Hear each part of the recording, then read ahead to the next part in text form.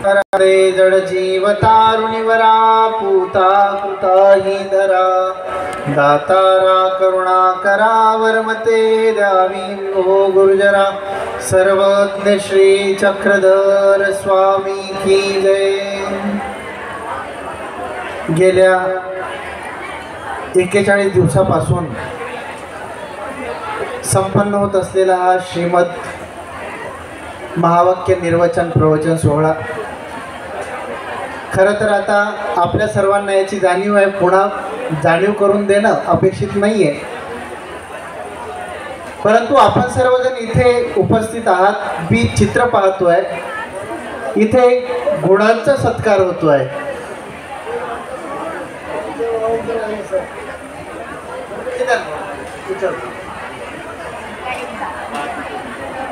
इथे जे पूजन संपन्न होते आहे, या ठिकाणी जो गौरव होतोय, जो सत्कार होतोय, मला असं लक्षात येते की आपलं याकडे लक्ष नाही आहे। आपण इथे तर बसलेले आहात, पण इथे नेमकं काय सुरू आहे कदाचित याकडे आपलं लक्ष नाही। काहींना पूजन करायचं दीक्षार्थींचं, काहींचं अजून काहीतरी चाललेलं आहे। परंतु बंधूंनो, गेले 41 दिवसापासून हा जो काही सोहळा संपन्न होत होता, या सोहळ्यात ज्या ज्या विभूतींनी आपली समिधा अर्पण केलेली आहे या ज्ञानयज्ञामध्ये, हा ज्ञानयज्ञ आहे। मगाशी आपण ऐकलं की विश्वशांती ज्ञानयज्ञापासून प्रेरणा घेऊन आत्मशांती ज्ञानयज्ञ सुरू झाला आणि आज तागायत सुरू असलेला हा 108वा हा आत्मशांती ज्ञानयज्ञ आहे। या ज्ञानयज्ञाला यज्ञाची उपमा दिलेली आहे। हे यज्ञ आहे। मग यज्ञात काय केलं जातं? यज्ञात समिधा अर्पण केल्या जाते, यज्ञामध्ये आहुती दिल्या जाते। आपल्याला कल्पना असेल, शास्त्र तर असं सांगतं की ज्या वर्णाची ज्योत निघाली तसा पदार्थ तिथे अर्पण केला जातो। आता हा झाला न्याय। ज्ञान यज्ञ, यज्ञाची उपमा आहे। या यज्ञामध्ये प्रत्येकाने आपली काही ना काही समिधा अर्पण केलेली आहे। बाबा आपल्याला नेहमी सांगत असत की मला बोलता येतं म्हणून मी बोलण्याची सेवा करतोय, कोणाला तरी झाडू मारता येतो त्यांनी झाडू मारण्याची सेवा केली, ही समिधा आहे त्यात अर्पण केलेली। कुणी या ठिकाणी आपण एवढे दिवस देवपूजा वंदन केलं, प्रत्येक दिवशी एक वेगळी देवपूजा होती, देवपूजा ती करवण्यात आली, ती सेवा आपण अनुभवली। कोणी भजन या ठिकाणी म्हटलं असेल, ही एक समिधा होती त्यामध्ये अर्पण केलेली।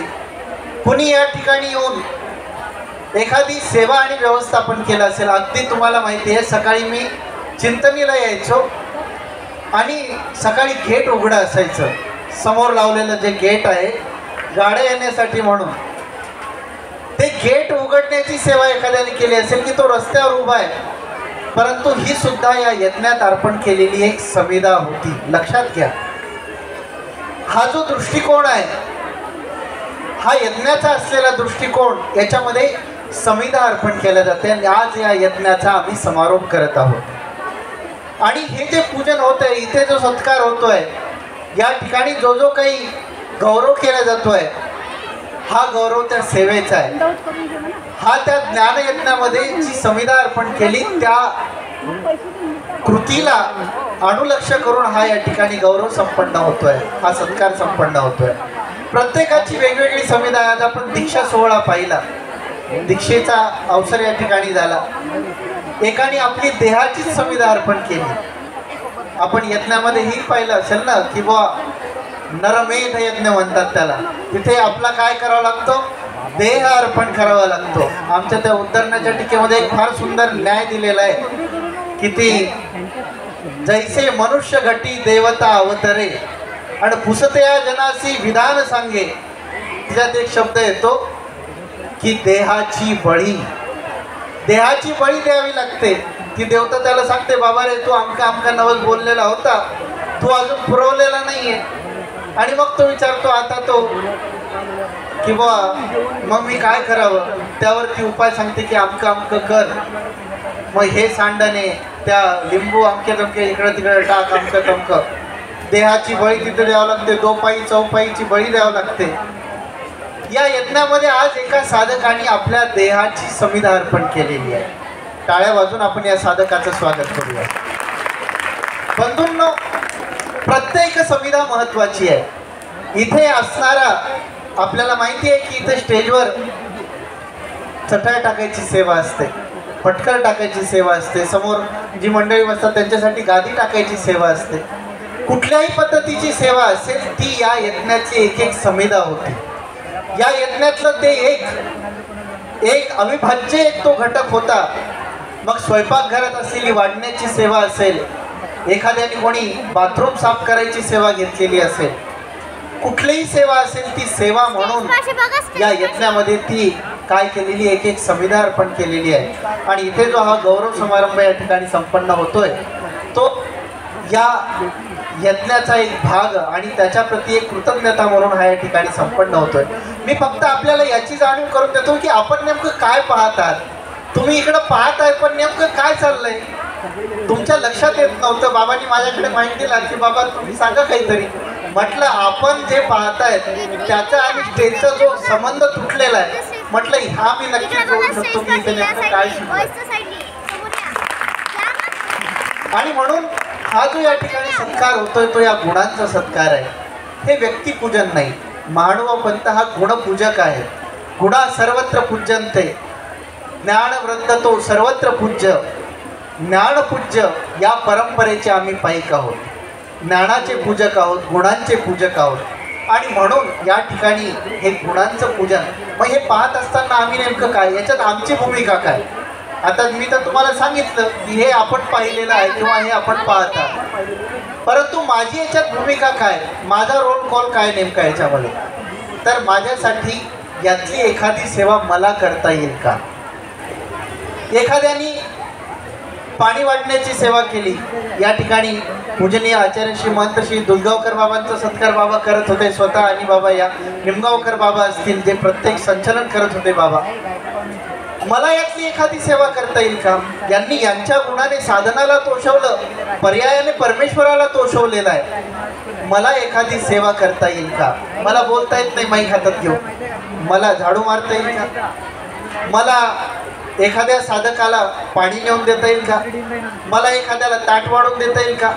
मला एखादी चटई उचलता येईल का? मला झाडू मारता येईल का?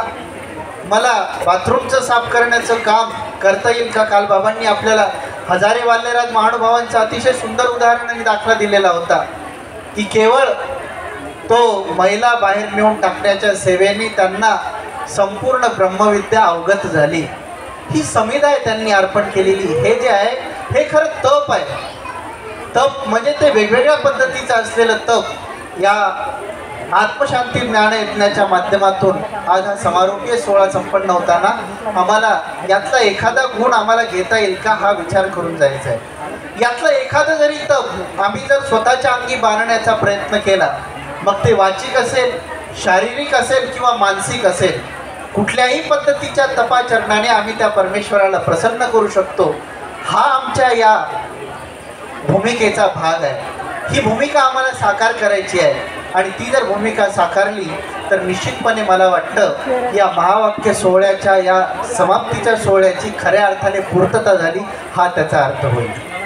माझा मुद्दा आपल्याला आवडला असेल तर प्रतिसाद द्यायला हरकत नाही। धन्यवाद। म्हणजे मी काय बोलतो हे तुमच्यापर्यंत पोहोचतंय एवढं मला समाधान आहे। बिलकुल बंधूंनो, आणि हाच एक धागा घेऊन आपल्याला घरी जायचं आहे। आज महावाक्य संपलं, 41 दिवस आपण इथे होतो किंवा आपण येत होतो जात होतो, परंतु इथून आज आपण जाणार आहोत, पुन्हा येणार नाही आहोत। आज वर्ष संपते आहे, आज पोथी पण संपते आहे, उद्या नवीन वर्ष सुरू होतं आहे, नवीन दिवस सुरू होतोय। आणि नवीन वर्ष म्हटलं की आपल्याला माहिती आहे की एखादा कृतसंकल्प करण्याचा निश्चय, मग कितीही कनिष्ठ विद्यार्थी असेल तो म्हणतो की नाही आता नवीन वर्ष सुरू होणार ना, मी उद्यापासून नियमित अभ्यास करेन। भले किती ढ असेल माझ्यासारखा एखादा, पण तोही नवीन कृतनिश्चय करण्याचा संकल्प करतो। आम्हाला आज पोथीची समाप्ती होताना यातून एक गुण घेऊन आमचं येणारं जे नवीन वर्ष आहे उद्याचं ते सुरू करता येईल। एखादा गुण घेऊन आम्हाला नवीन वर्षाची सुरुवात करता येईल, ती तपसाधना आमच्या अंगी बांधता येईल। मग तो कुठलाही गुण असेल ज्याला आम्हाला स्वतःला समर्पित करता येईल आणि त्या गुणांच्या माध्यमातून आम्हाला परमेश्वराला प्रसन्न करता येईल, साधनाला प्रसन्न करता येईल। हा एक महत्त्वाचा संदेश आपण लक्षात घ्यावा आणि ही भूमिका आपण पार पाडाल अशा पद्धतीची अपेक्षा बाळगतो. येणाऱ्या नवीन वर्षाच्या आपल्याला शुभेच्छा देतो आणि माझ्या शब्दांना विराम देतो. धन्यवाद. यानंतर मी पुरुषोत्तम भाऊ यांना विनंती करेल की अगदी 2-5 मिनिटामध्ये